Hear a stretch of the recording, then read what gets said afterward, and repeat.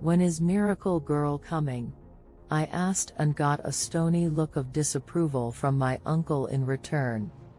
If he read comic books, he'd appreciate my nickname for an immortal elementary schooler. Grandpa laid his good, gray eye on me. The filmy, unseeing one wandered off, like the old man's mind often did. "Miracle, my Dad." Uncle Isaac snapped, the confines of our apartment's small kitchen lending an extra edge to his voice. I bit my lip to keep from laughing. Did Uncle Isaac really think a 7th grader wouldn't know what Grandpa was going to say? I folded my arms atop the headrest of Grandpa's wheelchair and leaned forward with the wheels safely locked in place. "Don't take that tone with me, soldier," Grandpa wheezed, which led to a fit of coughing. I sprung up, rushed a cup of water to him, and took away the yogurt. Grandpa raised the cup to his cracked lips.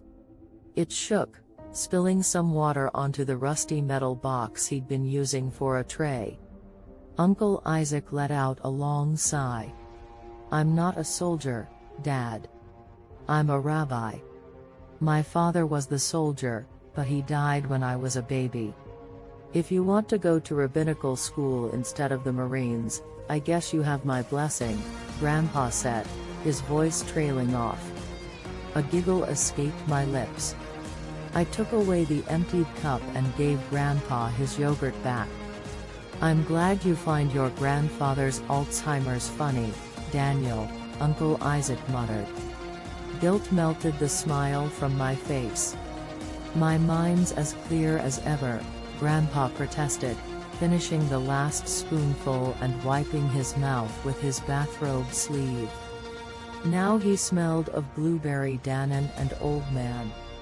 "So when is she coming?"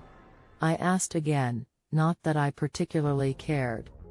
Uncle Isaac checked his watch. "In about 15 minutes. And her name is Eve Roth." "That was her name," Grandpa said as if it had been changed.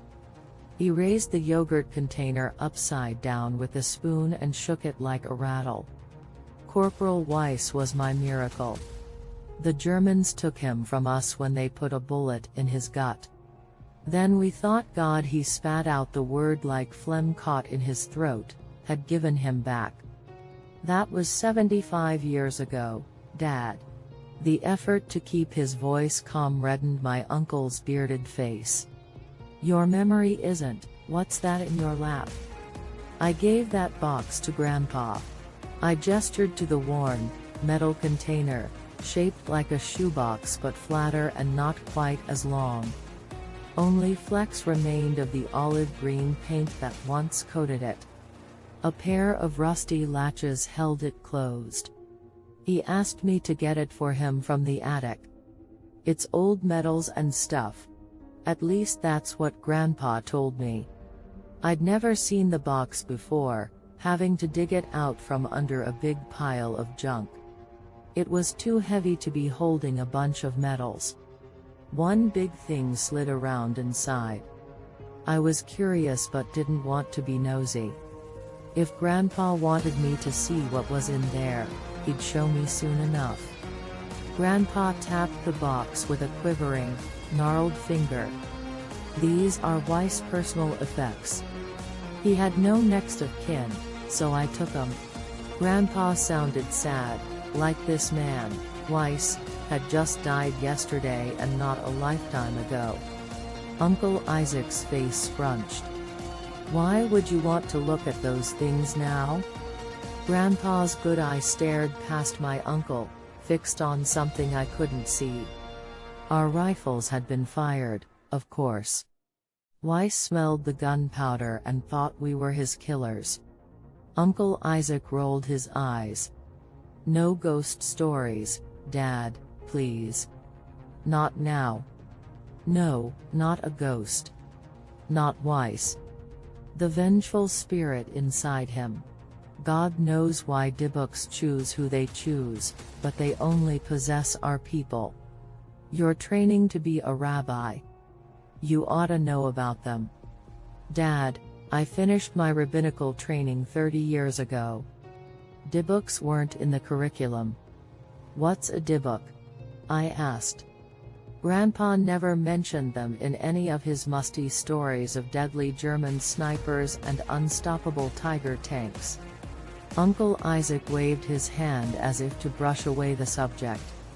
A bogeyman from Jewish folklore and a figment of your grandfather's imagination. Grandpa didn't hear Uncle Isaac or pretended not to. Weiss ripped out the medic's throat with his teeth. Daniel doesn't need to hear this, Dad, Uncle Isaac said, hands on his hips and shaking his head in disapproval. A Jewish zombie, cool. Complete Alzheimer's-fueled crap, but cool. Uncle Isaac never told me to shut up, in words anyway. His glare did that. Daniel, take Grandpa to his room and put on the game for him. Grandpa's eyes narrowed. No, I want to see the girl. Uncle Isaac rubbed his temples with his thumb and forefinger. Dad, her family just suffered a major trauma. You probably don't remember the shooting that was on the news.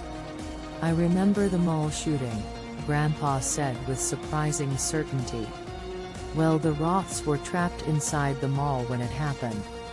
Eve took a bullet to the chest. I know. I heard you talking on the phone this morning. I'm not deaf yet, you know. The girl was declared dead. But now she's up and about. Grandpa pointed an accusing finger at Uncle Isaac. You really believe the doctors pulled off a miracle? Yeah, Dad, I do. Uncle Isaac briefly removed his black yarmulke to scratch his head. But healing the body is one thing. The mind is something else. Eve hasn't spoken a word since she regained consciousness. She was released from the hospital Tuesday. The Roths are coming for a counseling session to see if you know better than anyone that overcoming trauma isn't that. Grandpa interrupted. The medic declared Weiss dead, the first time. Uncle Isaac's face reddened. I knew he wanted to yell, but a forced calm emerged. Dad, just don't. Don't compare your friend with this little girl. Weiss obviously wasn't dead. The medic was tired. You were all impossibly tired. Weiss was unconscious and woke up shell-shocked, not possessed by a dibbock. You should have seen his eyes, Grandpa whispered, more to himself than to my uncle or me. They were wrong. Daniel, take your grandfather? It's Weiss. He's still coming. Grandpa shrieked. He sent the yogurt container flying when he pointed with his spoon at an ordinary cabinet filled with plates and dishes. His eyes bulged like they'd popped from their sockets, and the color drained from his face. Terror contorted his expression into that of a vampire who'd seen the sunrise. Keep firing at him. My heart pounded hard enough to hurt my chest. Gee, Grandpa, there's nothing there. A little boy's voice inside my head screamed for me to hightail it from the kitchen. I was 6 and ran away the first time I witnessed one of Grandpa's flashbacks. 13 now, I stood my ground like a good soldier. Uncle Isaac crouched in front of the wheelchair and met Grandpa's gaze. Dad, no one's coming. You're home. You're safe. The pink crept back into Grandpa's flesh. Isaac? He panted. Yes, Dad. It's me. Is Weiss down? Uncle Isaac nodded. Yes. He is down. Grandpa's shoulders slumped. A strange mix of sorrow and relief softened his wrinkled features. He's been gone a long time. You were remembering the war. Let Daniel help you into bed so you can get some rest. Uncle Isaac moved out of the way and gave me a nod. I took a deep breath and released it slowly before unlocking the wheels of Grandpa's chair and pushing him towards the living room. With speed and strength I never imagined Grandpa possessed, he jammed his yogurt spoon into the wheelchair's gears where it stuck. "I'm staying." I kneeled beside the chair and struggled to pull the spoon out, but the handle kept sliding from my grip. How did a man, not much more than skin and bones, get it in so good? Hoping the wheel spokes would force the spoon out or break it, I tried to push Grandpa forward, but the chair wouldn't budge. The wheels stuck. "Uncle Isaac." "Damn it, Dad." Uncle Isaac stooped down and tried to get the spoon loose. Frustration wrinkled his brow as his efforts amounted to nothing. Grandpa couldn't walk by himself. Even if we could convince him going to bed was a good idea, Uncle Isaac with his bad back and scrawny knee couldn't carry him. Uncle Isaac groaned, grasping his lower back as he slowly rose to his feet. "Daniel, get me the toolbox from the closet." The doorbell rang.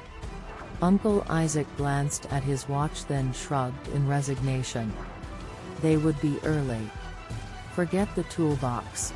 He looked to Grandpa. "Dad, can you at least stay quiet and not scare Eve with your crazy stories? Can we agree the child's been through enough?" I bet my uncle wished there was a door between the kitchen and the living room, but there was no shutting Grandpa in. Grandpa nodded slowly, his thin lips pursed. "Stay here with him," Uncle Isaac said to me. "Keep him calm. I'm going to take the Roths into my study." "Okay." Like I had control over Grandpa's flashbacks. I took a seat at the table, pulled out my phone, and started playing a first-person shooter. Uncle Isaac frowned. "Put that away and talk to your grandfather." I looked up at Grandpa. He seemed miles from here, fighting the last battles of World War II in his head. There was no talking to him now. The doorbell rang again. Uncle Isaac walked into the living room, adjusting his yarmulke so it neatly covered his bald spot before answering the front door and beckoning the family in. "Shalom, Mr. and Mrs. Roth." He looked down at Eve, who I couldn't see behind her parents, a weary-eyed couple dressed conservatively. Eve's mom wore a head covering and long skirt though it was June, and her dad was in a black suit with a plain yarmulke atop his head. Uncle Isaac bent over and offered Eve his hand, which she didn't take. "And shalom to you, Eve," he said, undaunted. "I hear you are a very brave girl." "Daniel?" Grandpa whispered. "Turn me so I can see them." "I'll try, Grandpa, but it'd be easier if you hadn't messed up the chair." He snickered softly. I put down my phone, stood, and grabbed the chair's handles. Scraping the wheels on the floor, I managed to swivel him so he faced the family. They didn't take notice of us or pretended not to. Eve hid behind her mom and dad as Uncle Isaac spoke. Her parents' smiles were perfectly wide as if painted on. A sudden chill caused my skin to break out in goosebumps, and I wrapped my arms around my chest. "Please follow me." Uncle Isaac led the trio towards his study. Before they disappeared down the hall, I glimpsed Miracle Girl. I'd never pick her out from a crowd of 10-year-olds as the one who got shot, died, and was brought back to life, but any scars and bandages were hidden behind her red dress. Grandpa fiddled with the latches on his box. They clicked, and the lid opened a crack. I felt eyes on me and found Eve, alone, at the living room entrance. She faced us like an expressionless mannequin or someone asleep with eyes wide open. Dead, dark eyes that turned my blood to ice. It was as if her gaze met mine by weird accident, a blindfolded kid pinning the tail on the donkey the first try. I managed a timid wave. Hi, Eve." No answer. No sign she'd heard me. Mrs. Roth came to stand beside her daughter. Mr. Roth and Uncle Isaac were a step behind. "Eve, what is it, honey?" Mrs. Roth cooed, studying Grandpa and me to see what her daughter found so interesting. Eve lifted her head and sniffed the air like a dog. Uncle Isaac's brow furrowed at Eve's behavior, but he calmly introduced us. "That's my nephew, Daniel, and my dad, is Grandpa Morris." The hinges squeaked as Grandpa pulled back the lid. "You smell it, don't you, girl? The gunpowder." He lifted from the box a large, old-fashioned gun with a long barrel and angular grip. My jaw dropped. "Dad, is that thing loaded?" Uncle Isaac's words rode a tsunami of disbelief. "Put it away now." Eve walked towards Grandpa, drawing air through her nose between each slow, deliberate step. Grandpa leveled the gun at the little girl, 2 fingers on the trigger. The empty box slid off his lap and clattered on the floor. "It's not the weapon that killed her, but she don't know that. Dibooks ain't that discerning. Eve." Mr. Roth took her sleeve and yanked her backwards, putting his body between his daughter and the line of fire. In a blur of movement, Eve had a 2-handed hold of his arm, which she twisted until it made a sickening crack. Mr. Roth was still crying out in pain when she effortlessly tossed him across the room, a toy discarded by a tantruming toddler. The wall shook when he hit it, and the back of his head painted a red streak as he slid to the carpet in a lifeless heap. Mrs. Roth's scream drowned out my own. With eyes a manga artist couldn't draw any wider, Uncle Isaac stood still as a statue, mouth agape. I also didn't move. None of this could possibly be real. Though it was the wrong time of year for a sick Halloween hoax. Mrs. Roth ran to her husband and knelt before him, not noticing Eve stalking her. Eve jumped onto her back and swung her arms around Mrs. Roth's neck. Her teeth sank into her mother's throat. Blood gushed from the woman's neck in a scarlet geyser. "Daniel, get behind me," Grandpa barked. I listened without thinking and cowered behind the wheelchair. 2 bangs shattered my eardrums. Then I heard nothing but a low hum. God had clicked mute on the world. A window flew outward in a fountain of silently breaking glass. Eve opened her bloody mouth, releasing Mrs. Roth. The entangled bodies of mother and child fell over, but only Eve moved, a ravenous leopard rising on all 4s. The other bullet had torn a hole in Eve's shoulder, but it didn't stop her from pouncing on Grandpa. The gun dropped to the kitchen floor. I backed away until up against a countertop. Deafness spared me Grandpa's cries as Eve bit into his throat. Sounds I didn't dare imagine. Uncle Isaac came to his senses, grabbed the small girl's arms, and tried to pull her off Grandpa. The drone in my ears subsided in time for me to hear my uncle grunting with the effort, but she wouldn't surrender her prey. He changed tactics, swinging a fist at her head and smashing her ear. Eve paid him no mind. Sirens. Someone reported the gunshots. The faint sound grew steadily louder, but the cops wouldn't get here soon enough. Forcing my eyes from the carnage, my gaze fell on the gun at Grandpa's feet.